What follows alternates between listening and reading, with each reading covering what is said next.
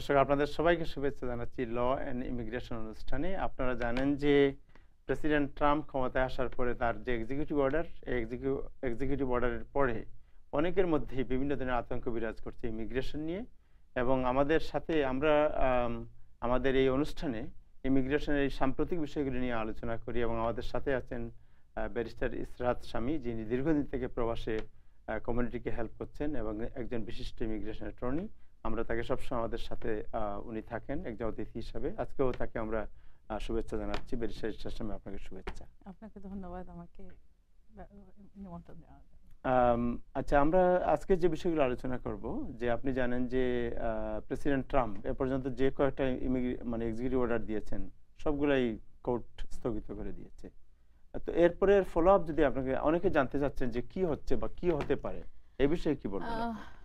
Immigration executive order ওনারা বাতিল করে দিয়েছে, কিন্তু ইমিগ্রেশন যে ইউএসসিআইএস ওনারা আগের তুলনায় অনেক বেশি স্ট্রিক্ট হয়েছেন এবং যে কোনো একটু লিটল ম্যাটার, একটু সাসপিশিয়াস হলেই অনেক প্রবলেম ক্রিয়েট করছে। ফর এক্সাম্পল, এখন যারা স্পাউসের জন্য অ্যাপ্লাই করেছেন, মানে স্পাউস বলতে আপনি আত্মীয়স্বজন?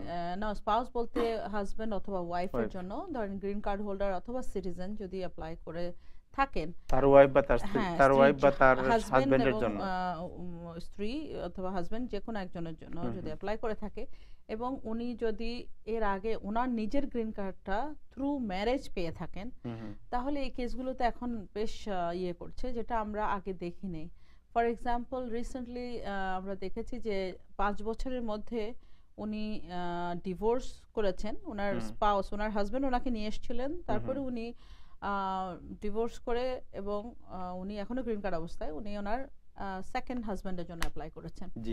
এই অবস্থায় ইমিগ্রেশন অনেক এভিডেন্স চেয়েছেন, এটা bona fide of the marriage, first marriage এবং সেকেন্ড ম্যারেজ। যদিও ফার্স্ট ম্যারেজ শেষ হয়েছে আজকে থেকে 3-4-5 বছর আগে। সো এই ক্ষেত্রে অনেক সময় আমরা মনে করি যে ডিভোর্স হয়ে গেছে, সব কাগজপত্র ফেলে দেই। সো এই জন্য আমি বলছি, এখন রিসেন্টলি এই ধরনের কেসগুলোতে ওনারা ইন্টারভিউর জন্য ডাকতেছে।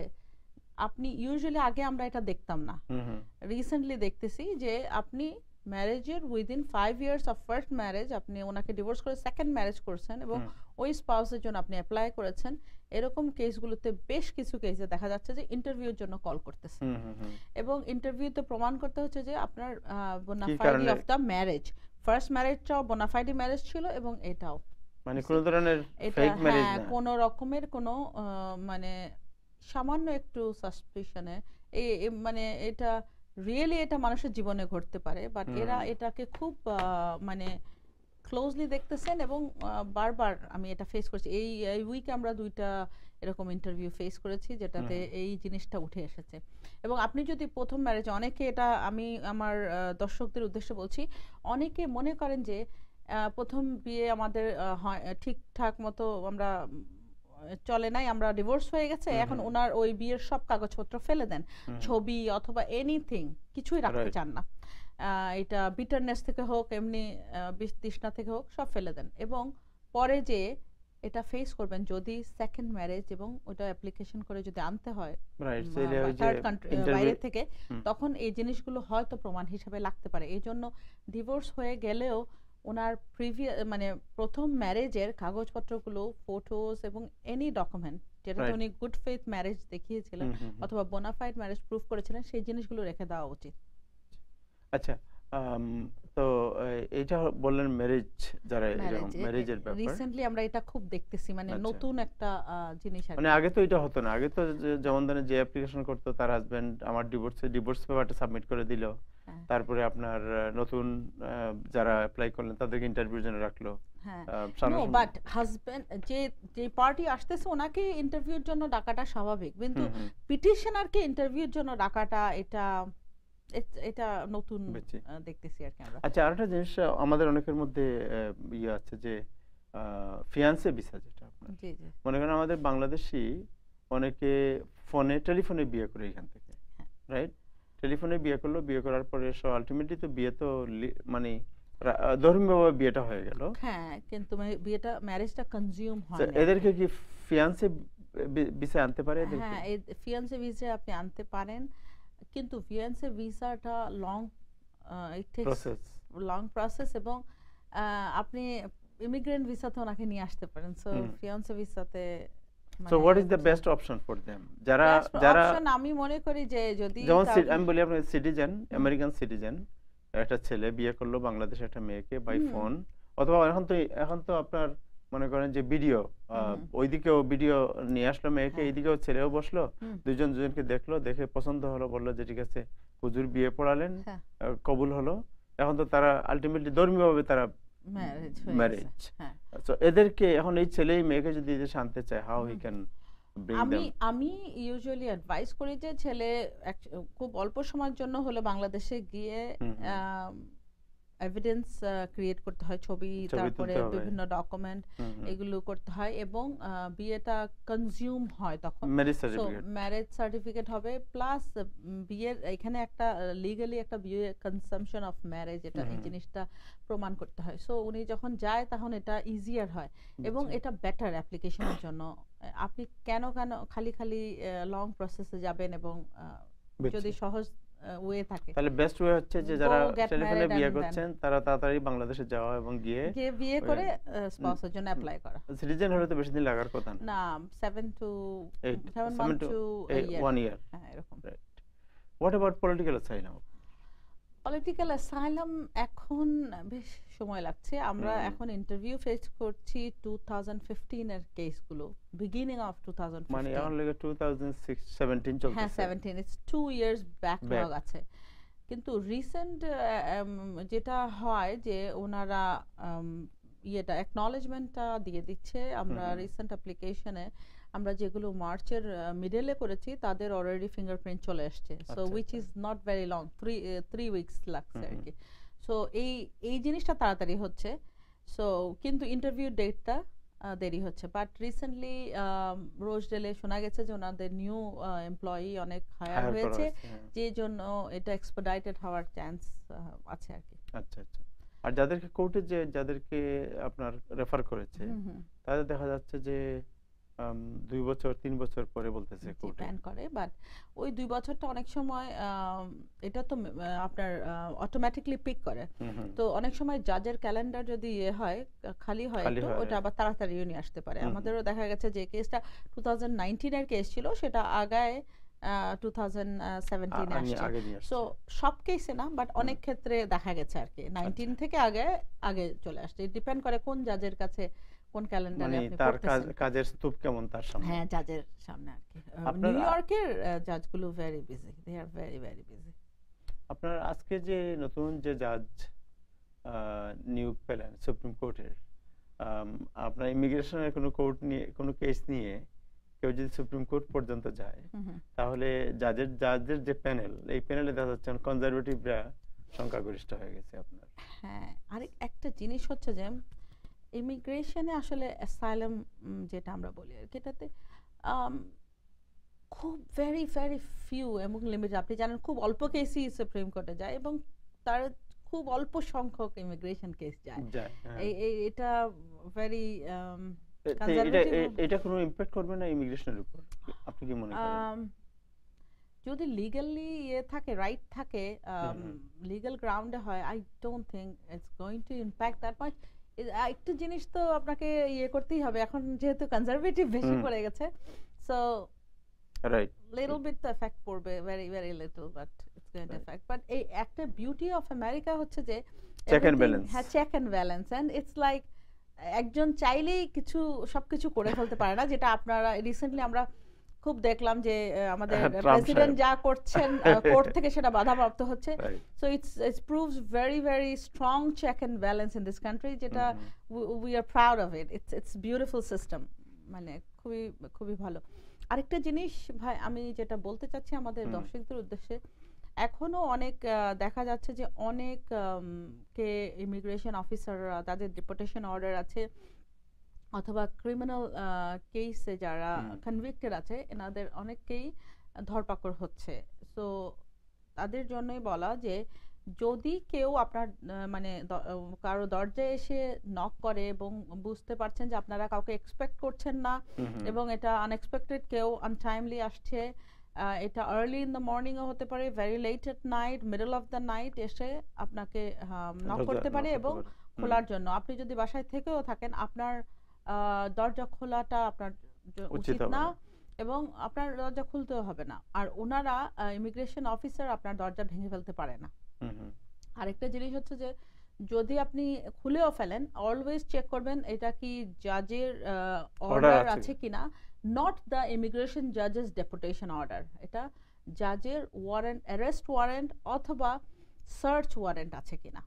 আর অ্যারেস্ট ওয়ারেন্ট থাকলে কার নামে আছে এবং সার্চ ওয়ারেন্ট থাকলে কোন জিনিসটা উল্লেখ আছে সার্চ আমি দেখব দরজা খুললাম, খোলার পরে এসে ঢুকে যদি যায়, হ্যাঁ এটা স্বাভাবিক, খুললে ঢুকে যেতে পারে, বাট আপনি খোলার আগেই একটা ব্যবস্থা করে নেবেন যাতে আপনি দেখতে পারেন কাকে খুলতেছেন, বাই উইন্ডো হোক অথবা দরজার ইয়ে দিয়ে।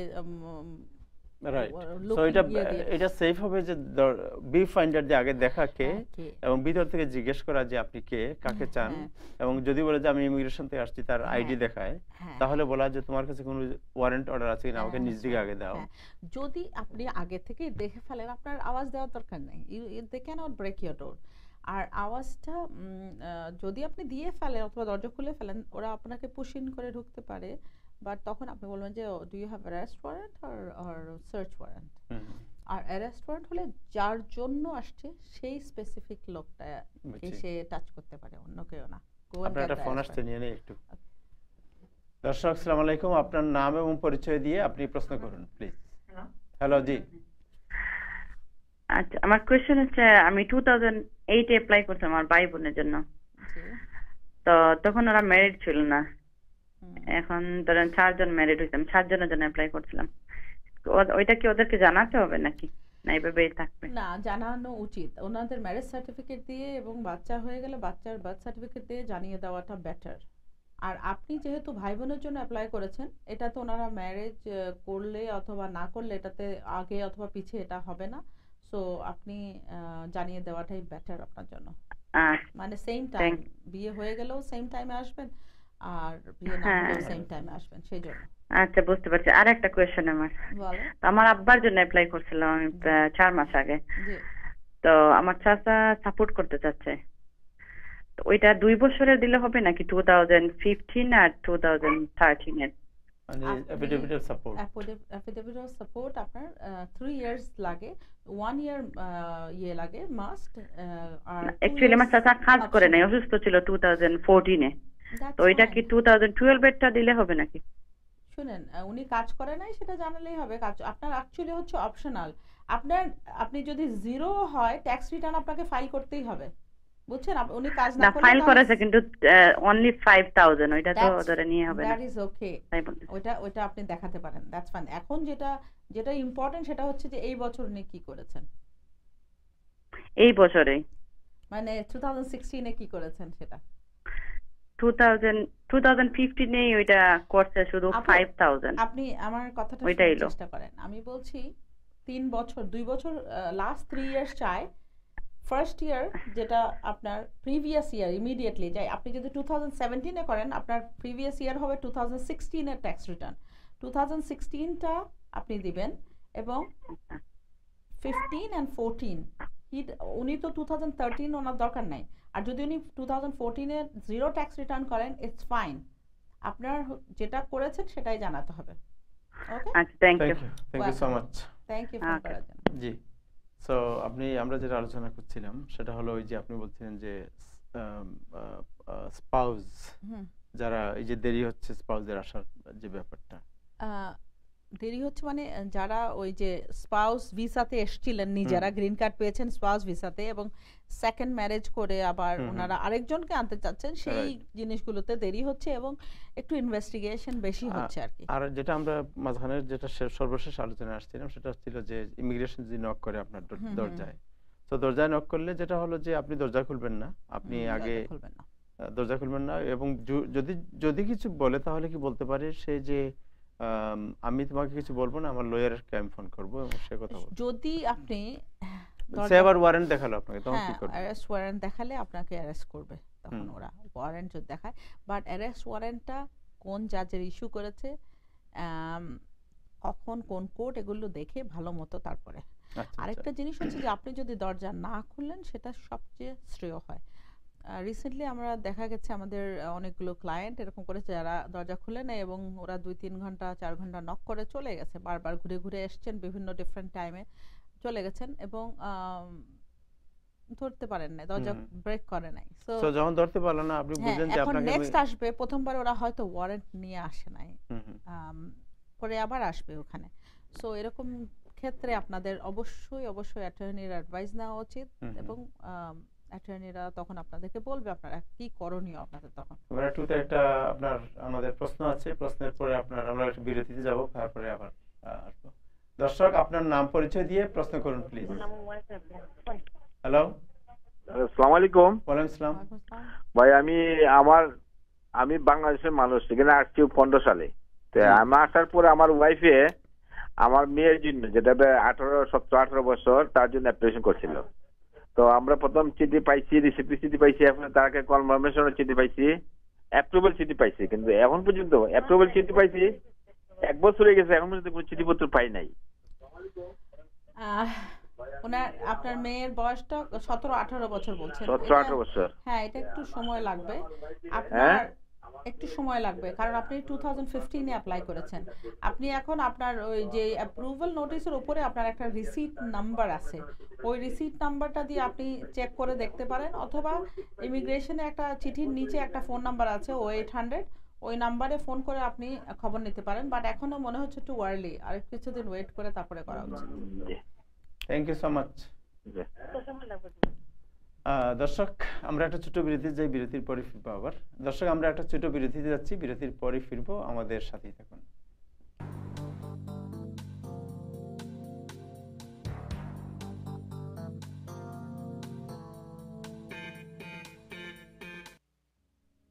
আমি অ্যাটর্নি ইশরাত সামি। 1998 সাল থেকে আপনাদেরকে আইনি সহযোগিতা দিয়ে যাচ্ছি। We are successfully serving this community with all kinds of legal support. We are experienced in dealing with US and UK immigration, bankruptcy, family matters and divorce, real estate closing, loan modification, medical malpractice, construction and personal injuries, accidental cases, and more. For such related cases, visit Law Office of Ishrat Sami, 277 Broadway, Suite 507, New York 10007. Phone 212-962-5555.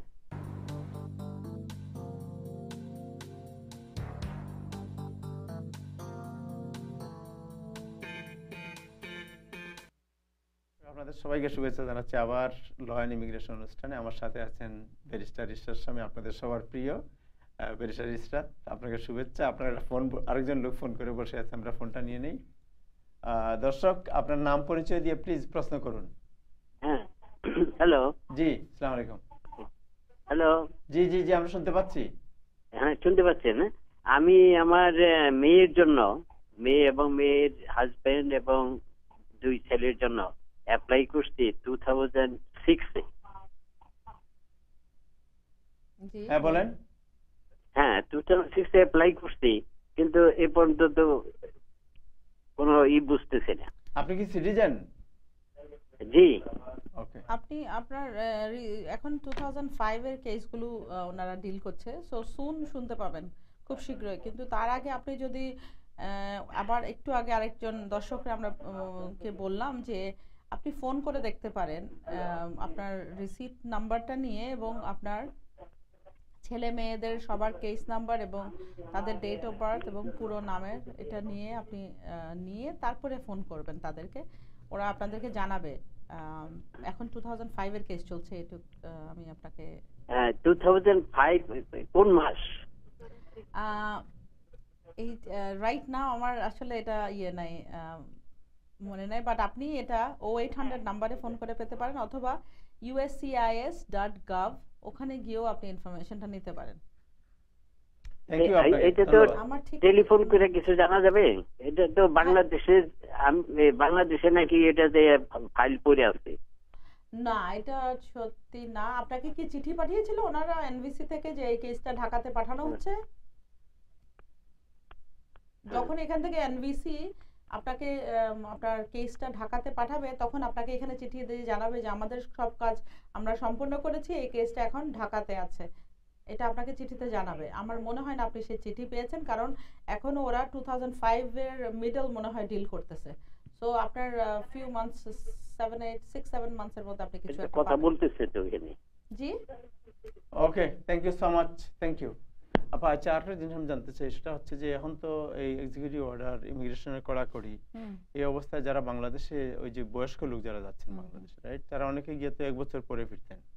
এখন 1 বছর পরে ফিরলে দেখা যায় যে এখানে immigration আবার অনেকে ইয়ে করে। আপনি যেটা গ্রিন কার্ড নিয়ে যারা যাচ্ছেন তাদের কথা হ্যাঁ, বলছেন। হ্যাঁ, হ্যাঁ, তাদেরকে 1 বছরের আগে আসতে হবে। ওকে, 1 বছরের মধ্যে ঢুকতে হবে এখানে। সো আমি সাজেস্ট করি 11 মান্থের মধ্যে ঢোকা, কারণ যে কোনো একটা কিছু হতে পারে, ট্রেন প্লেন ডিলে হতে পারে। অনেকে একদম টাই করে লাস্ট ডের আগে আসতে চায়। সো যদি আমার কাছে এরকম একটা কেস হয়েছিল, এসছে, যার ওনার আগের দিন, যেদিন ওনার গ্রিন কার্ড ইয়ে হবে তার আগের দিন ঢুকতে, 1 বছরের ঠিক আগের দিন ঢুকতে আসছে, এবং ফ্লাইট ডিলে হয়ে গেছে কোনো কারণে। তারপরে ওনাকে ঢোকার সময় ভোগান্তি পোহাতে হয়েছে, যেহেতু উনি এল্ডারলি পার্সন ছিল, ছেড়ে দিয়েছে, কিন্তু ওনাকে একটা ইয়ে দিয়েছে আর কি, কারণ দর্শানোর জন্য নোটিস টু অ্যাপিয়ার দিয়ে দিয়েছে। সো হ্যাসেল না করে একটু আগে চলে আসলে একটু মানে 1 বছর মতো অপেক্ষা না করে একটু 6-7 মাস পরে চলে আসে। যদি 6 মাসের ভিতরে ঢুকে তাহলে সেই টাইমটা কাউন্ট হয় সিটিজেনশিপের জন্য। সেজন্য আমরা অ্যাডভাইস করি যদি যায় 6 মাসের অল্প সময় মধ্যে চলে আসা, দেরি করে না। আর 5 ইয়ার্স, যাদের 5 ইয়ার্স পূর্ণ করতে হবে সিটিজেনশিপ পাওয়ার জন্য, তাদের 320 ডেজ তারা বাইরে থাকতে পারে। সো আপনার ফোন আসছে, আমি নিয়ে নেই। হ্যাঁ, দর্শক আসসালামু আলাইকুম, আপনার নাম এবং পরিচয় দিয়ে আপনি আলোচনায় অংশ নিন। Thank you. হ্যালো দর্শক। হ্যালো, আসসালামু আলাইকুম। আসসালামু আলাইকুম। ওয়ালাইকুম আসসালাম। জি আপা, ভালো আছেন? জি ভালো আছি, আপনি কেমন আছেন ভাই? হ্যাঁ, ভালো আছি। আমার একটা প্রশ্ন, আমি ওই আমার ফাদার মাদারের জন্য অ্যাপ্লাই করছিলাম। ওরা গত 30 তারিখে ওরা আমাকে মেল করছে যে আপনার কেস প্রসেসিং হচ্ছে আর কি। অ্যাপ্লাই করছি অনেক দিন আগে, বাট সব কাগজপত্র 4 মাস আগে ডিসেম্বরের ফার্স্ট উইকে কমপ্লিট করছিলাম। তো ওরা মেল করছে, দ্যাটস মিন ওরা রিসেন্টলি আমাকে ডেট দিবে নাকি? হ্যাঁ অবশ্যই। আপনাকে কি বলেছে, যে কেসটা ঢাকাতে পাঠিয়ে দেওয়া হয়েছে এটা বলেছে? না, তা বলে নাই, বলছে যে তোর কেস প্রসেসিং এর জন্য ইয়ে করতেছি, সব এটা আর কি। শুনেন, আপনার কেসটা শীঘ্রই ঢাকাতে ওনারা পাঠিয়ে দিবে এবং আপনাকে জানাবে, সেটা আপনাকে জানাই দিবে। আমার মনে হয় না বেশি টাইম নেবে এটা, কারণ আপনি বলছেন সব কাগজপত্র ডিসেম্বরে জমা দিয়েছেন, এখন মার্চের শেষে আপনাকে জানাইছে প্রসেসিং হচ্ছে আপনার কাগজ, তাই তো? জি জি। তো আপনি খুব শীঘ্রই ওনাদের ইন্টারভিউর একটা ডেট পাবেন, অথবা তারা বলবে যে আপনার কেসটা ঢাকাতে ট্রান্সফার হয়ে গেছে, ঢাকা অফিস আপনার সাথে যোগাযোগ করবে। আচ্ছা, ওইটা ডেট হলে ওখানে এখন কি ভিসার কি অবস্থা? এখন তো আপনারা জানেন যে এখন কি সিচুয়েশন, ভিসা কি দিচ্ছে ঢাকা এম্বাসি? হ্যাঁ হ্যাঁ অবশ্যই ভিসা দিচ্ছে। বাংলাদেশের মনে হয় না তেমন কোনো সমস্যা। আর এখন আমার মনে হয় যে এমনিতেই অন্যান্য বিভিন্ন। ধন্যবাদ আপনাকে দর্শক, আপনি যোগাযোগ রাখেন আমাদের সাথে। উনি তো 1 সপ্তাহ পর পর আসেন, আগামী শুক্রবারের পরে শুক্রবারে আবার উনি আসবেন। আপনার যদি কোনো ফলো আপ প্রশ্ন থাকে করবেন। আমার তো মনে হয় যে এই প্রথম যে যেরকম একটা ধাক্কা শুরু হয়েছিল, এখন এই সব দিক থেকে আপনার যে প্রতিক্রিয়া এবং কোর্টের যে খড়গ, তাতে গিয়ে আলটিমেটলি আবার একটু ভূত হয়ে গেছে সবকিছু। কারণ উনি এখন আসলে বুঝতে পারছেন যে উনি একা সবকিছু পাওয়ার ওনার কাছে নাই। উনি ইচ্ছা করলেই সবকিছু করতে পারেন না। এখানে কনস্টিটিউশন আছে, হাউস আছে, কোর্ট আছে, যেটা কোর্ট হচ্ছে সবচেয়ে শক্তিশালী এখানে। সো হোয়াটএভার উনি ট্রাই করতে গেছেন, এটা আসলে উনি যদিও বলছে এটা পারসিউ করবে, বাট আমার কাছে মনে হচ্ছে লেস লাইকলি। উনি ডিফারেন্ট ওয়েতে পারসিউ করতে পারেন, যেমন গভর্নমেন্ট অফিসগুলোকে উনি কড়াকড়ি করে দিতে পারেন, এবং এক্সট্রিম ওয়েটিং যেটাকে বলে, অন্যান্য জিনিসগুলোতে ডিফিকাল্ট করে দিতে পারে। এইটা আমরা আশা। আচ্ছা, আপনাকে একটা জিনিস যেটা জানতে চাই সর্বশেষ, আমাদের সময়ও শেষ হয়ে গেছে অলমোস্ট। যারা এখন তো ইমিগ্রেশন বলতেছে যারা ক্রিমিনাল এবং যাদের বিরুদ্ধে ডিপোর্টেশন অর্ডার আছে আমরা তাদেরকে টার্গেট করব। সে আবার আমাদের কমিউনিটিতে ক্রিমিনালের সংখ্যা খুব একটা বেশি বোধহয় নাই, হ্যাঁ, হয়তো 2-1 ছিটে ফুটে থাকতে পারে, আমরা জানি না সেটা, বাট ডিপোর্টেশন অর্ডার অনেকেরই আছে, অনেকের আছে। তো যাদের ডিপোর্টেশন অর্ডার আছে ওনারা কি করা উচিত এখন?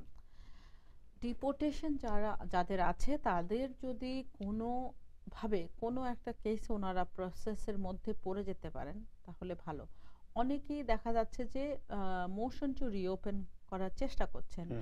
এটা বিভিন্ন জিনিসের উপর দিয়ে মোশন টু রিওপেন করা যায়, চেঞ্জ কান্ট্রি কন্ডিশন এবং চেঞ্জ পার্সোনাল সার্কামস্ট্যান্সেস। এগুলো নতুন কোনো ঘটনা যদি আপনাকে প্রমাণ করতে পারেন, হ্যাঁ দেখাতে পারেন যে আপনার এখন দেশে যাওয়া আপনার জন্য রিস্কি এবং আপনার জীবনের হুমকি আছে, কারণ নতুন কিছু ঘটনার যেটা আগে ছিল না, হ্যাঁ সূত্রপাত হয়েছে এখন রিসেন্টলি এটা, এবং ঘটনাটার সূত্রপাতে 90 ডেজের মধ্যে মোশন টু রিওপেন করতে হয়, এবং মোশন টু রিওপেন আমরা করছি এবং সাকসেসফুলি হচ্ছে মোশন টু রিওপেন, এবং অ্যাসাইলাম কেসও হচ্ছে। এই গত সপ্তাহেও আমাদের 3 জন লোক হয়েছে, অ্যাকসেপ্টেড হয়েছে। সো দিচ্ছে না এটা না, ওনারা ট্রাই করছে, বাট আমি আমার ক্লায়েন্টদেরকে বলি যে আপনারাও আপনাদের তরফ থেকে বেস্ট ট্রাই করবেন। সো যদি প্রপারলি প্রেজেন্ট করা হয় এখনো কেস পাওয়া যাচ্ছে। Thank you. আপনার একটা ফোন আসছে, আমি নিয়ে নেই। দর্শক, আপনার নাম এবং পরিচয় দিয়ে আমাদের প্রশ্ন করুন। হ্যালো, আসসালামু আলাইকুম। ওয়ালাইকুম আসসালাম। আচ্ছা, আমার প্রশ্ন, আমি ছেলের বউয়ের জন্য অ্যাপ্লাই করেছি 2005 সালে। আমি গত 16 সালের জুন মাসে ভিসা ফি জমা দিছি, এখন পর্যন্ত কোনো কিছু বলতে পারছি না কি অবস্থা আছে। এখানে কল দিছি, এনারা বলেছে তুমি ঢাকায় যোগাযোগ করো, তা আমি এখন কি করব? আপনি ঢাকায় যোগাযোগ করতে পারে, এবং আপনি এখানেও ওদের কাছে চিঠি পাঠাতে পারেন ওনাদের কেস নাম্বার দিয়ে ঢাকায়, এবং এখানে দুটো জায়গায় আপনি চিঠি পাঠাতে পারেন যে আপনি ভিসা ফিস জমা দিয়েছেন এখানে ন্যাশনাল ভিসা সেন্টারে। সো ন্যাশনাল ভিসা সেন্টার আপনাদের জন্য আপনার যে ফুল প্যাকেজ সেটা কি পাঠিয়েছেন? এফিডেভিট অফ সাপোর্ট এন্ড এই জিনিসগুলো? হ্যাঁ, সব দিয়ে দিছি। এরা এখানে বলছে, এখানে কল দিছি, বলছে তোদের এখানে কোনো কাগজপাতির সমস্যা নাই, এখন আমরা অলরেডি পাঠাই দিছি ভিসা সেন্টারে। ওকে, তাহলে আপনি যদি সবকিছু এখানে জমা দিয়ে থাকেন, আপনি একটা চিঠির মাধ্যমে ঢাকা এমবাসিতে যোগাযোগ করতে পারেন, ফোনও করতে পারেন। আচ্ছা, থ্যাংক ইউ দর্শক, থ্যাংক ইউ। আর যদি অ্যাটর্নির মাধ্যমে যায় তাহলে বেটার, যে কোনো একজন অ্যাটর্নির পরামর্শ নেওয়া বেটার এক্ষেত্রে। তো যাই হোক, আপনি তো আজকে সময় দিলেন, আমাদের সময় শেষ হয়ে গিয়েছে। আপনারা আরো অনেক দর্শকরা লাইনে আছেন, আগামীতে ওনারা প্রশ্ন করবেন, আমরা এটাই প্রত্যাশা করব। ফলোইং উইকে আমরা আসবো। সো আমাদের দর্শকরা অনেক ধন্যবাদ আমাদের সাথে থাকার জন্য এবং মনোযোগ দিয়ে আমাদের অনুষ্ঠান দেখার জন্য। Thank you so much. দর্শক, আজকে এ পর্যন্তই। আগামী শুক্রবারের পরের শুক্রবারে আবার ব্যারিস্টার ইরশাদ শামী এখানে আসবেন এবং আপনাদের সাথে কথা বলবেন।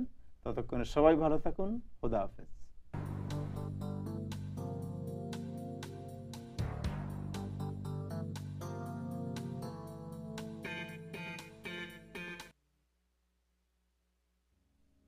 আমি অ্যাটর্নি ইশরাত সামি 1998 সাল থেকে আপনাদেরকে আইনি সহযোগিতা দিয়ে যাচ্ছি। We are successfully serving this community with all kinds of legal support. We are experienced in dealing with US and UK immigration, bankruptcy, family matters and divorce, real estate closing, loan modification, medical malpractice, construction and personal injuries, accidental cases and more.